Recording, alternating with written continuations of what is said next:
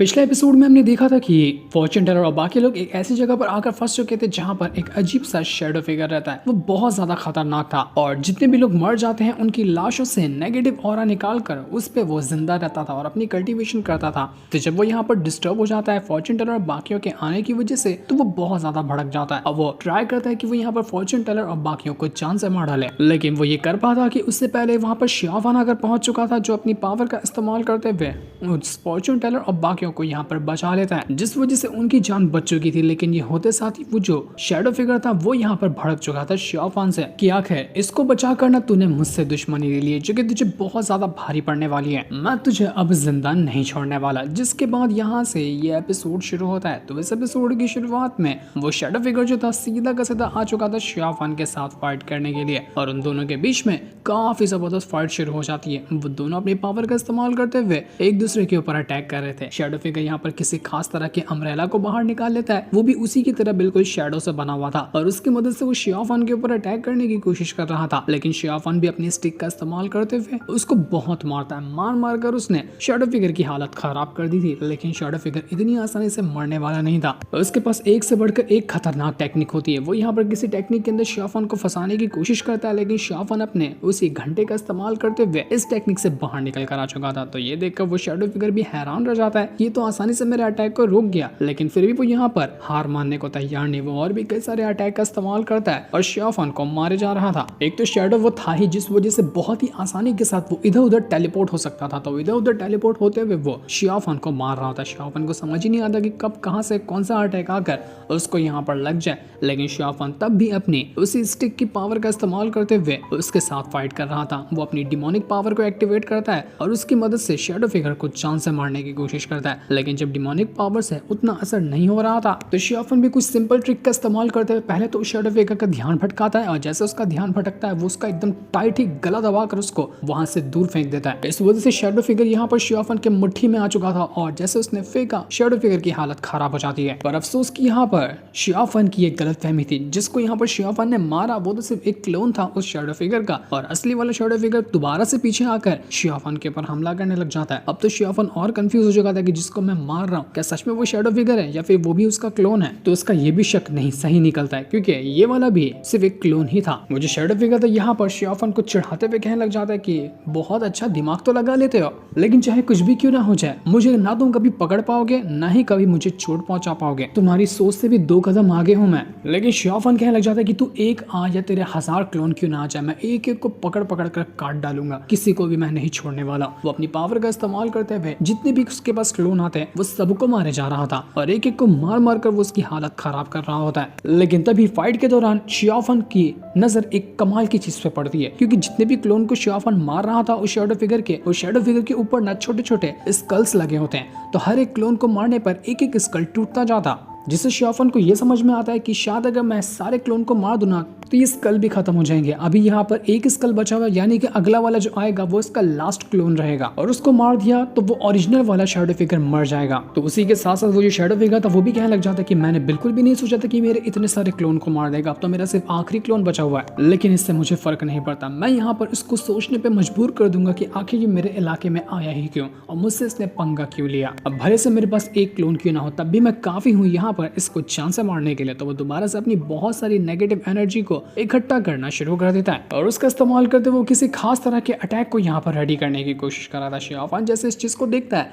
वो यहाँ पर उसके इस अटैक को डिस्ट्रॉय करने की कोशिश करता है, वरना न जाने किस तरह का ये अटैक कर रहा हो और उससे कितनी बड़ी मुसीबत आ सकती है। तो वो तुरंत ही जिस फर्नेस के अंदर ये शैडो फिगर अपनी टेक्निक को एक्टिवेट कर रहा था, शियावान फर्नेस को ही तोड़ने का कोशिश करता है, क्योंकि जो भी ये फर्नेस के अंदर से पावर बाहर निकल रही थी वो शियावान की पावर को निचोड़ रही होती है। अगर ऐसा ही चलता रहा तो शियावान की खुद की पावर यहाँ पर खत्म हो जाएगी और वो बिल्कुल कमजोर हो जाएगा। तो शियावान कह रहा था कि चाहे कुछ भी क्यों ना हो जाए मुझे ये फर्नेस डिस्ट्रॉय ही करना पड़ेगा, ये फर्नेस डिस्ट्रॉय नहीं हुआ तो ये पक्का मुझे डिस्ट्रॉय कर देगा। तो शैडो फिगर कहने लग जाता है कि फर्नेस डिस्ट्रॉय करोगे, चलो चलो ट्राई करो, मैं भी तो देखूं कि तुम कितना ही कुछ कर सकते हो। तो जैसे वो यहाँ पर शियावान के ऊपर अटैक करने वाला था, शियावान अपनी ह्यूमन की कल्टीवेशन का इस्तेमाल करता है और यिंग यांग पावर का इस्तेमाल करते हुए एक फॉर्मेशन क्रिएट कर चुका था, जिस वजह से शैडो फिगर का अटैक शियावान को नहीं लग पाता। और एक तरफ से वो यहाँ पर अपने ह्यूमन की टेक्निक का इस्तेमाल करता, तो वहीं दूसरी तरफ से उसने डीमन की टेक्निक का इस्तेमाल करते हुए जो शैडो फिगर का अटैक था उसी का वेपन उसकी तरफ फेंकने की कोशिश करता है। लेकिन अफसोस कि ये काम उससे वो हो नहीं पाता और सीधा सीधा उसी शैडो फिगर का जो स्वॉर्ड होता है वो आर पार हो चुका था शियाफान के, जिस वजह से शियाफान की हालत पूरी तरह से खराब हो जाती। शैडो फिगर कहने लग जाती कि अफसोस कि तो बंदा बड़ा कमाल का था, लेकिन मेरे सामने जो भी टकराता है वो कभी भी जिंदा बचता ही नहीं, देख तेरी कैसी हालत हो गई। इसके बाद वो अपनी पावर की मदद से शियाफान को जान से मार देता है। उसको लग रहा था कि उसने शियाफान को मार दिया, लेकिन तभी उसके पीछे शियाफान आ जाता है और उससे कहने लग जाता है कि मुझे क्या इतना बच्चा समझ के रखा था, खाली तू ही यहाँ पर ट्रिक आजमा नहीं सकता, मुझे भी ट्रिक आजमाने आते हैं। शैडो फिगर एकदम दंग रह चुका था कि ये कैसे हो सकता है, मेरा पूरा का पूरा वेपन इसके आर पार गया था ना, फिर भी ये जिंदा कैसे बच गया। तो अब हमें यहाँ पर पता चलता है कि असल में शियाफान ने अपनी ही ब्लड पावर का इस्तेमाल करते हुए खुद का एक क्लोन बनाया था। उसके पास क्लोन बनाने की टेक्निक नहीं थी, लेकिन टेम्पररी तौर पर उसने अपनी ब्लड की मदद से खुद का एक क्लोन तैयार किया और उसी के ऊपर असली समझकर इस शैडो फिगर ने अटैक कर दिया था, जिस वजह से बेचारा शैडो फिगर खुद के ही जाल में फंस गया। तो शैडो फिगर यहाँ पर शियाफान को अपनी बातों में उलझाते हुए कहने लग जाते हैं कि देखो तुम एक बहुत ही पावरफुल वॉरियर लगते हो, मैं भी काफी ज्यादा पावरफुल कल्टीवेटर हूँ, तो आपस में फाइट करके एक दूसरे की जान लेने से क्या मतलब है, क्यों ना हम यहाँ पर इस फाइट को यहीं पर रोक दें।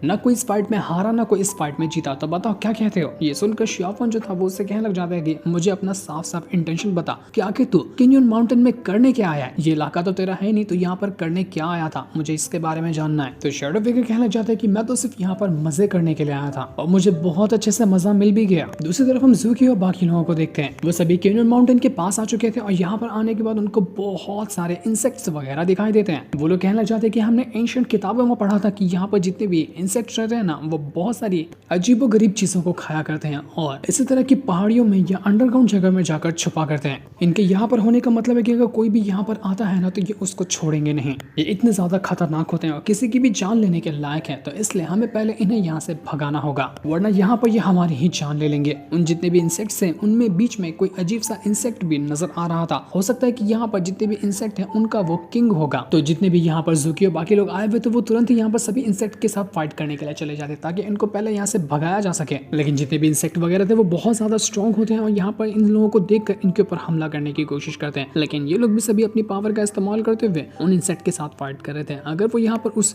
इंसेक्ट का जो किंग है उसको भगा देते हैं तो उसका पीछा करते हुए जितने भी बाकी इंसेक्ट वगैरह है वो लोग भी यहाँ से चले जाएंगे, लेकिन उस किंग के साथ फाइट करना बहुत ज्यादा मुश्किल था। कोई भी यहाँ पर उसका मुकाबला कर ही नहीं पा रहा होता है क्योंकि वो बहुत बड़ा और काफी खतरनाक नजर आ रहा था। उसकी पावर के सामने सभी लोग यहाँ पर कमजोर नजर आ रहे होते हैं, लेकिन वो लोग अपनी हिम्मत नहीं हारते और अपनी पावर की मदद से एक से बढ़कर एक अटैक उसी जो किंग होता है इंसेक्ट का उसके ऊपर किए जा रहे थे। उसको बचाने के चक्कर में काफी सारे कीड़े खुद को अपनी जान गंवाने के लिए तैयार थे, वो खुद को मार रहे होते ताकि उनके अंदर से जो ऑरा निकलेगा उसकी वजह से बाकी लोग यहाँ से भाग जाए और उनका किंग बच जाए। लेकिन जितने भी ज़ूकी और बाकी के साथी आए हुए थे वो लोग इतनी आसानी से तो हार नहीं मानने वाले, तो वो लोग एक के बाद एक करते हुए काफी खतरनाक अटैक उस किंग के ऊपर करना शुरू कर देते हैं और काफी देर की मेहनत के बाद वो जो इंसेक्ट का किंग होता है वो कमजोर होता हुआ नजर आ रहा था। इस वजह से वो तुरंत ही अपनी जान बचाकर वहां से भाग जाता है और उसके जाते ही जितने भी बाकी इंसेक्ट वगैरह थे वो लोग भी रास्ता खाली करके यहाँ से जा चुके थे, जिस वजह से ये इलाका खाली हो जाता है। तो वहीं शैडो फिगर जो था वो अभी भी यहाँ पर शियाफान के साथ बात कर रहा था। शियाफान उससे कहता है कि तुम्हारा खाली इतना सा तो मतलब नहीं होगा, मुझे सच बताओ कि आखिर तुम यहाँ पर क्यों आए हो।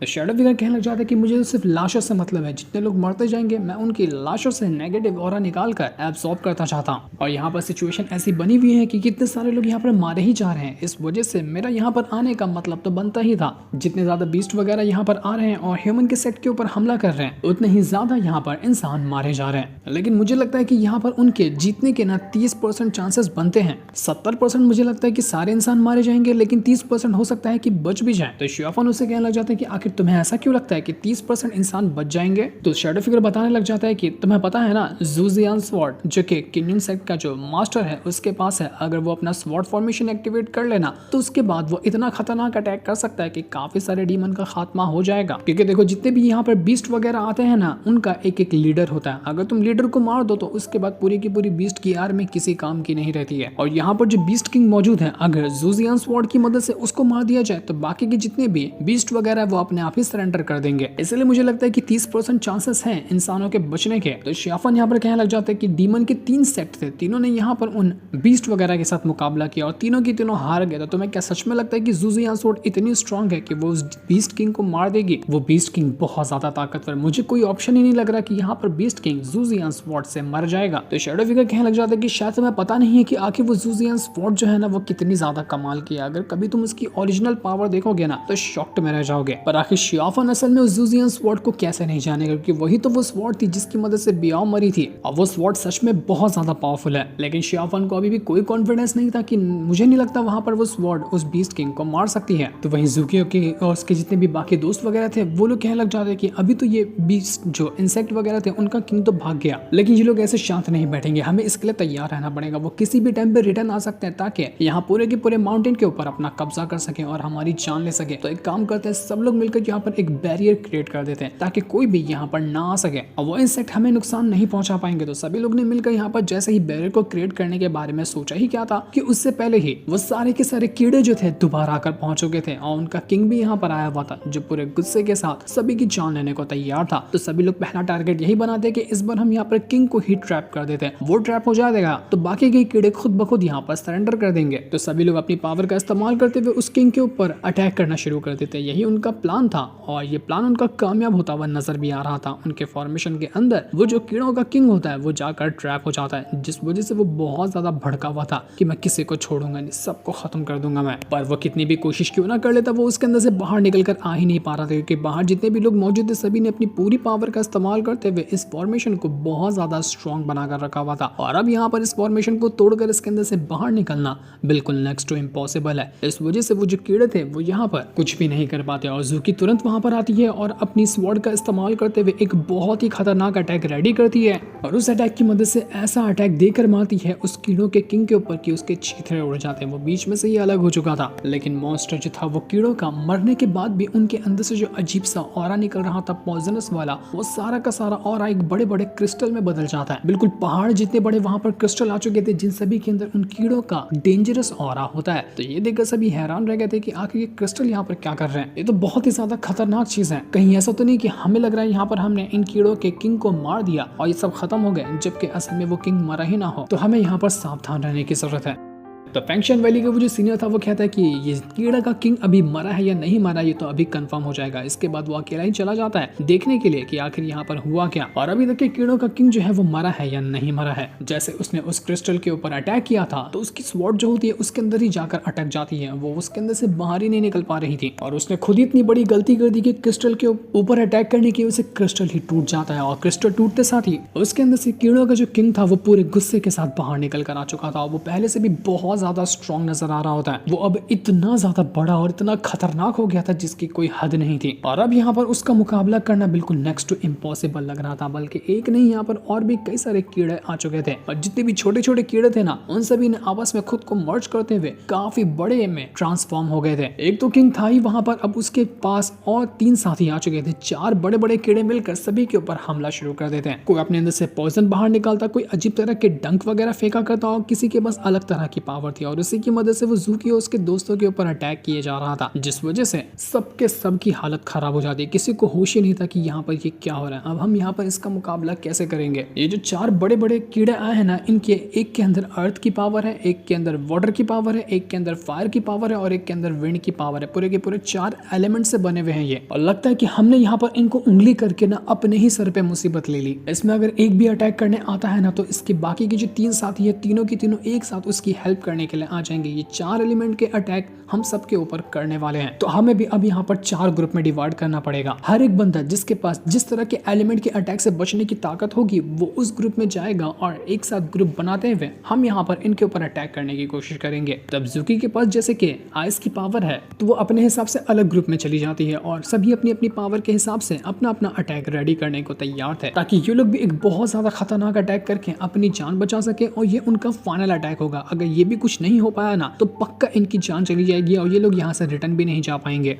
वो चारों कीड़े चारों एलिमेंट की पावर का इस्तेमाल करते हुए एक साथ सभी के ऊपर अटैक कर देते हैं, लेकिन बाकियों ने भी अपनी पूरी हिम्मत की मदद से उनका अटैक रोक कर रखा हुआ था। लेकिन उनकी हालत बुरी तरह से खराब हो जाती है। लग रहा था कि वो लोग यहाँ पर ज्यादा टाइम तक इस अटैक को नहीं रोक पाएंगे और देखते ही देखते कुछ लोग जो थे उनकी हालत खराब हो जाती है। वो अपना पूरा ऑरा एग्जॉस्ट कर चुके थे और वो बिल्कुल मरने के कगार पे पहुंच जाते हैं। अपने साथियों को इस तरह से मरता हुआ देखकर ज़ूकी सबको छोड़ती है पीछे और अकेले चली जाती है चारों के चारों बड़े कीड़े के साथ फाइट करने के लिए। और उसने जाते साथ ही अपने उसी स्वॉर्ड फॉर्मेशन को एक्टिवेट कर लिया था, जिसके अंदर से थंडर की पावर बाहर निकलते हुए चारों कीड़ों के ऊपर अटैक कर रही थी। उस ज़ूकी की हेल्प करने के लिए जिन्यू भी यहाँ पर आकर पहुंच जाता है और वो भी अपनी स्वॉर्ड की मदद से कीड़ों के ऊपर अटैक करने लग गया था। उसका देखा देखी बाकी लोग भी यहाँ पर ज़ूकी की हेल्प करने आ जाते हैं और सभी यहाँ पर अपनी अपनी पावर की मदद से चारों कीड़ों को अलग अलग ट्रैप करने की कोशिश कर रहे थे कि एक बार ये ट्रैप हो जाए तो इनको मारना आसान होगा। सभी ने अपनी पूरी जान लगा दी थी कि वो यहाँ पर मर जाए उससे फर्क नहीं पड़ता, लेकिन उसे अपने साथियों को बचाना है। सब एक दूसरे को बचाने के लिए अपनी पूरी जान लगाए हुए थे और जिस वजह से देखते देखते ऐसा लग रहा था कि ये लोग यहाँ पर थोड़ा बहुत भारी पड़ते जा रहे हैं उन कीड़ों के ऊपर और कीड़ों का अटैक कमजोर लगने लग गया था। सभी का अटैक इतना ज्यादा स्ट्रॉन्ग होता है कि फाइनली जाकर बड़ी देर की मेहनत के बाद आखिरकार वो जो चार बड़े कीड़े थे चारों के चारों का खात्मा हो जाता है और उनकी जान जा चुकी थी, जिस वजह से सभी की जान में जान आती है कि आखिरकार हमने इन सभी कीड़ों का खात्मा कर दिया। लेकिन जैसे कीड़े खत्म हुए थे, जितना भी ये पूरा इलाका था पूरा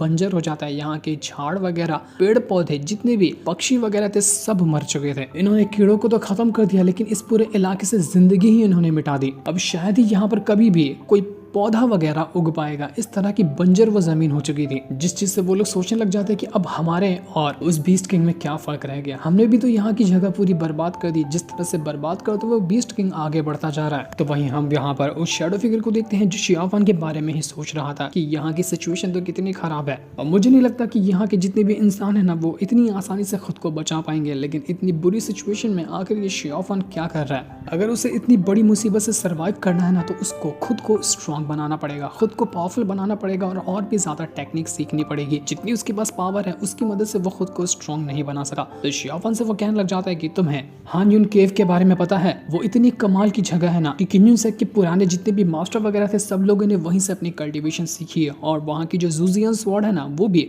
उसी हान यून केव के अंदर से आई हुई है। अगर तुम वहां जाकर अपनी कल्टीवेशन करो तो तुम यहाँ पर बहुत ज्यादा स्ट्रांग बन सकते हो। लेकिन प्रॉब्लम उसकी यही है कि वहां पर सिर्फ जो किन्यून सेक का मेन मास्टर होता है वही एंटर कर सकता है, या फिर अगर कोई किसी सेट का हेड हो तो वो वहां पर जा सकता है। बाकी किसी को भी हान्यून केव के अंदर जाने की परमिशन नहीं है। तो शियावान भी कहने लग जाता है कि हाँ बिल्कुल, मैंने हान्यून केव के बारे में सुना है कि वो एक ऐसी जगह है जहाँ पर स्पिरिचुअल पावर इंक्रीज होती है, खास तरह के वेपन होते हैं और दुनिया में जिसको भी कल्टीवेशन में आगे बढ़ना है ना वो वहीं पर जाता है अपनी प्रैक्टिस के लिए। तो ये सुनकर शियावान भी सोचने लग जाता है कि क्या उसे भी वहां पर जाना चाहिए। अगर जाना चाहिए उसे तो वो किस तरह से जा सकता है। उसके पास एक ऑप्शन था कि अभी वो घोस्ट सेट का जो किंग है वो तो यहाँ पर नहीं है, तो इस हिसाब से शियावान ही है घोस्ट सेट का किंग।